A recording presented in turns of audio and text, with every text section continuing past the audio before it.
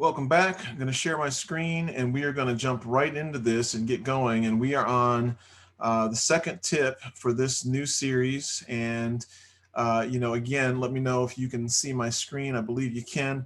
Top 10 things you need to do to start a business. And if you're thinking about starting a business or know somebody who is, please feel free to share this with them. And before we get going here and we get to number 2, I'll do a quick recap. But before we get started, go ahead and give me a thumbs up. Click the subscribe button and click the alert button. I really appreciate it if you find this information valuable. There's a few bonus tips in here. I'm not going to cover each one of these in depth again, just high level, and then we're going to jump into number 2. First bonus tip before we even get going, again, because I try to give you value, is determine if you need to hire anybody right from the start, right? Maybe you do, maybe you're starting a retail pad or, restaurant. And so there's definitely going to be a need for you to hire people, but determine if you need to hire them part-time, full-time, or if you can hire them via contract versus W-2. So again, figure that out and know when you're going to actually hire them as well. Number 10, you need to establish an FEIN. An FEIN is a federal employer identification number, and it's basically the social security number for your business, the baby that you're giving birth to. So I covered that in the first video. Not going to beat this to death on this one.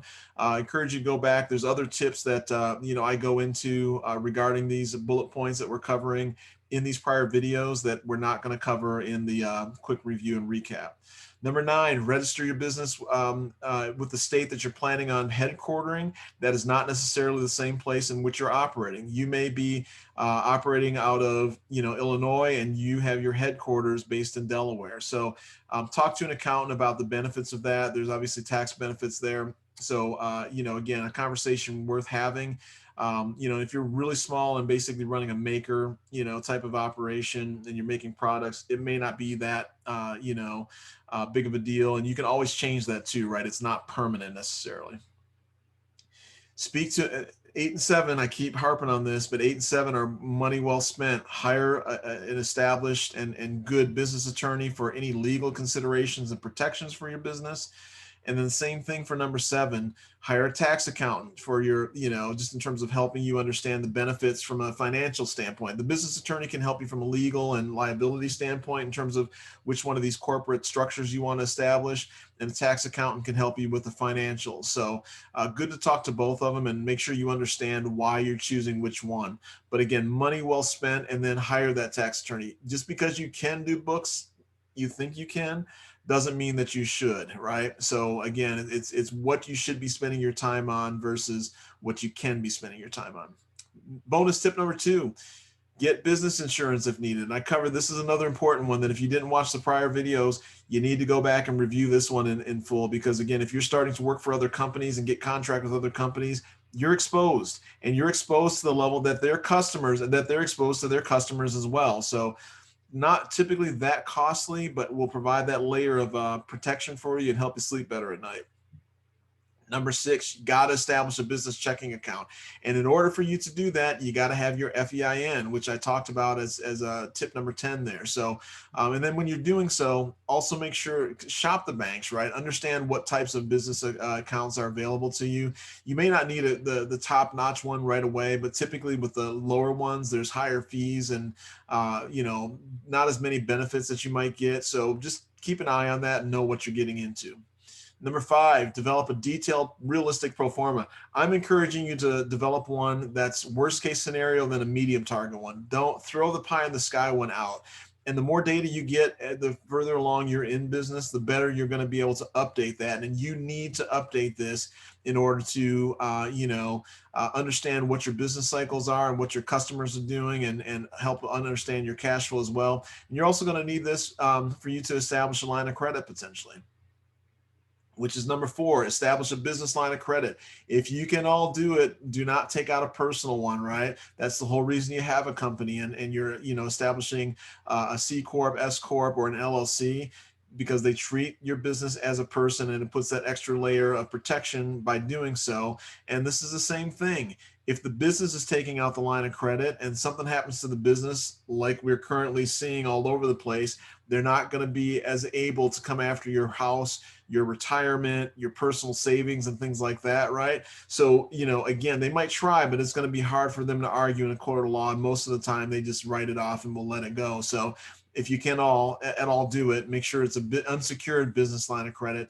Or if you need a really big line of credit because you're expanding and you're capital intensive and you have, a manufacturing, company that you're doing, you need to buy a big piece of hardware. Maybe you can leverage, some of your current hardware that you already have as collateral to do that. But again, it's not your house. It's not your personal, finances that you're putting in jeopardy though. So go take a look at that one, the prior video, to get more detail about that. And then this is another one. All of these are very important, right? But again, just some of the things that you can get going on to start a business. Establish a brand identity. Figure out a good name that fits the product or service that you're offering, right? And something that's catchy, right?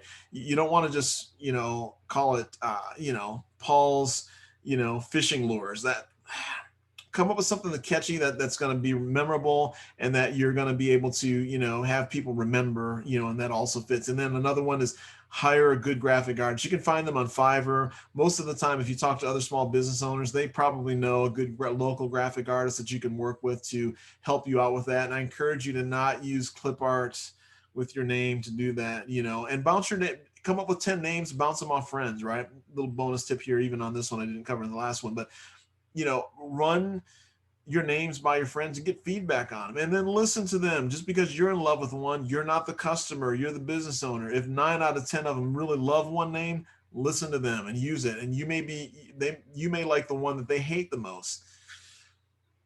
Take advantage of their input. And now we're on to number 2. Secure an available domain name. This is so hard to do these days, which is another reason you need to come up with a good brand name for your business, something that's catchy and something that's not established. I have a couple of companies, and one is called Humble Peacock. The other one is called Purple Newt. Both of them are catchy, and both of them have different things that they do for me. But one of the reasons I established those is because it had a nice ring to them, right? Number 2, the domain names were available. And what a domain name is, if you don't know, everybody should know, but that's the URL. When you type in a web address, that's what comes up. So if you go to, DetroitPistons.com, it's going to pull up their website. And so you want to have a website, and you want to be able to put even if it's brochureware, what I mean by that is basically advertising, and it doesn't have any really type of functionality. It just shows your office hours, what type of products and services you offer, maybe pricing, maybe you have an e-commerce store, maybe you don't, and your contact information. That's brochureware. There's not a lot of changing that's going to take place there, but at least it's a place where if people hear your name in passing or see something, if you do any online advertising, you have a catchy name, and then they remember that, and they'll go into Google or whatever search engine they're using, and they'll type that in, and hopefully your name will come up there, especially if it's unique enough. Another thing to consider is the .crypto.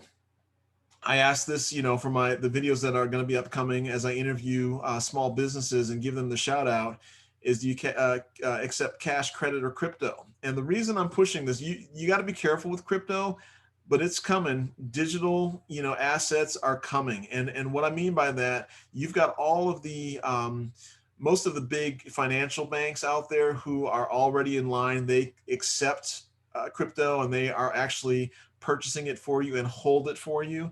And you've got the Federal Reserve banks, right? They're also, the euro, they're coming out with their own digital dollar, the digital euro.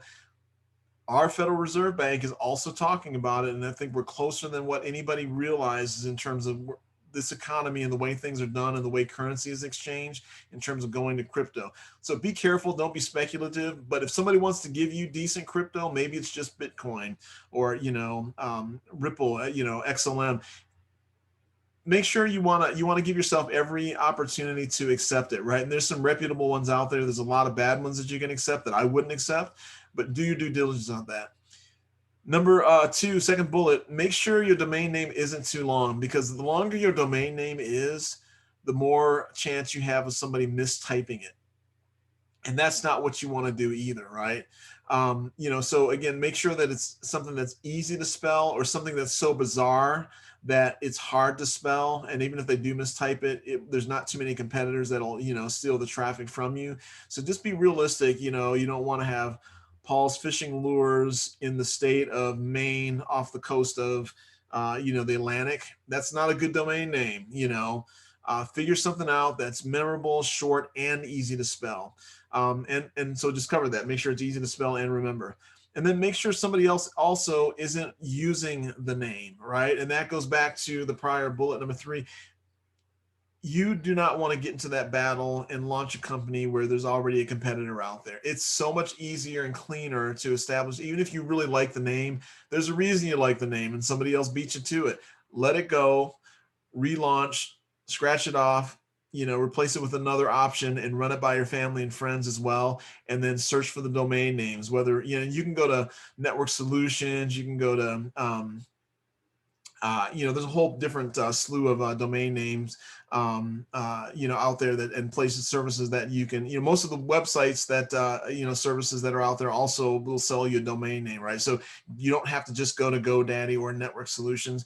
But again, you can search those and see what's available. That might be, once you have your list of 10, you go through and you scrub the domain names that are out there. Right now, the .crypto, and by the way, there's a link. I've because this is so new also, I've purchased multiple crypto domains in the hopes of maybe they become valuable where I can sell them. It's that new. It's just like when the .com, burst into the scene and people were buying things and just, squatting on them. And then some of those domain names become very, very valuable to large corporations who are, launching, product lines. So just something to think about. You can do that as well. And the nice thing about the unstoppable domains, and again, there's a link below in terms of in the description how you can get there and check it out.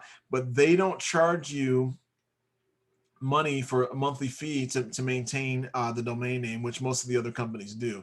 It's like on average for the .crypto, it's like $40, and then you get to, and there's no more fees at this certain time. So check it out, investigate it. It's not the most robust in terms of that, but you can also accept crypto using that domain extension as well.